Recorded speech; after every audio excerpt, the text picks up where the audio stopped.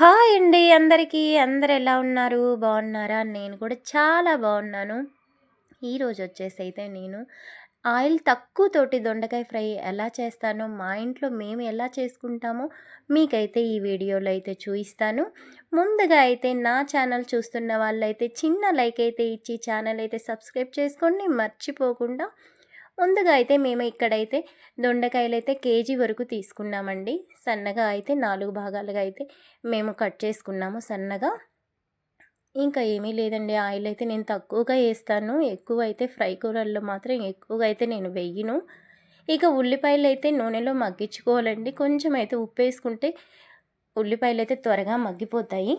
మగ్గిన తర్వాత ఇంకేముందండి, కట్ చేసుకున్న దొండకాయ ముక్కలు అయితే వేసేసుకోవడమేనండి. ఇంకా వేసేసుకున్న తర్వాత అయితే కొంచెం ఉప్పు పసుపు అయితే వేసేసుకొని బాగా కలితిప్పుకోవాలండి, అడుగంటకుండా. మీడియంలో మాత్రం మంట ఎక్కువ కాదు తక్కువ కాదు, మామూలుగా అయితే పెట్టుకోవాలి. ఎక్కువ పెట్టుకున్నా మాడిపోతుంది, కూర అయితే మగ్గదు.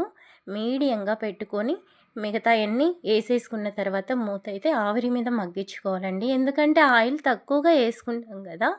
ఇక మూత అయితే పెట్టుకుంటే త్వరగా అయితే మగ్గుద్ది కూర. ఇక మూత పెట్టించుకొని మగ్గించుకున్నామంటే త్వరగా మగ్గిపోయిద్దండి కూర. కూర మాత్రం చేసుకునేటప్పుడు ఖచ్చితంగా మూత అయితే పెట్టుకోండి. ఆయిల్ తక్కువ ఉంటుంది కాబట్టి మూత పెడితే త్వరగా మగ్గిపోతుంది. ఇక్కడైతే నేనైతే కారం అయితే చిన్నులపై కారం అయితే రెడీ చేసుకోవాలండి. నేను ఎక్కువగా అయితే ఫ్రై కూరల్లో అయితే ఎక్కువగా నేను అదే వాడుతూ ఉంటాను. ఏమీ లేదండి, కొంచెం అయితే మనకు కూరకి తగినంతగా చూసుకొని కారము ఉప్పు జీలకర్ర అవి వేసుకొని రోట్లో మెత్తగా దంచేసుకోవడమండి. నేను అప్పటికప్పుడైతే కూరలో ఫ్రెష్గా అయితే దంచి వేసుకుంటాను. కచ్చాబిచ్చగా అయితే దంచేసుకోవడమేనండి. మెత్తగా అయితే నేనేం దంచను. స్మెల్ కూడా బాగుంటుందండి. కొంచెం అయితే చున్నులపాయలు ఎక్కువగానే వేస్తున్నాను. కమ్మటి వాసన వస్తుందండి, మంచి టేస్ట్ కూడా వస్తుంది.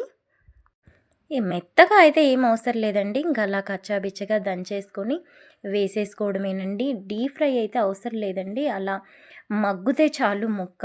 ఎక్కువ డీప్ ఫ్రై కూడా అవసరం లేదు. నేనైతే ఇంట్లో ఇలాగే చేసుకుంటానండి. పిల్లలు కూడా బాగా తింటారు, మేము కూడా బాగా ఇష్టపడతాము. ఆయిల్ తక్కువతోటి అయితే నేను చేసుకుంటాను ఇలా కర్రీ. బాగా ఉప్పు కారం వేసిన కారం అవన్నీ కలిసేలాగా బాగా కలుపుకోవాలండి కర్రీ అయితే. ఇక కూర అయిపోయిన తర్వాత అయితే మూత పెట్టనండి నేను. ఇంకా అలా కాసేపు అయితే వదిలేస్తాను. కూరంతా ఆరిపోయిన తర్వాతే నేను వేరే గిన్నెలోకి అయితే తీసుకుంటానండి. ఇంకా అంతే, ఎంతో సింపుల్.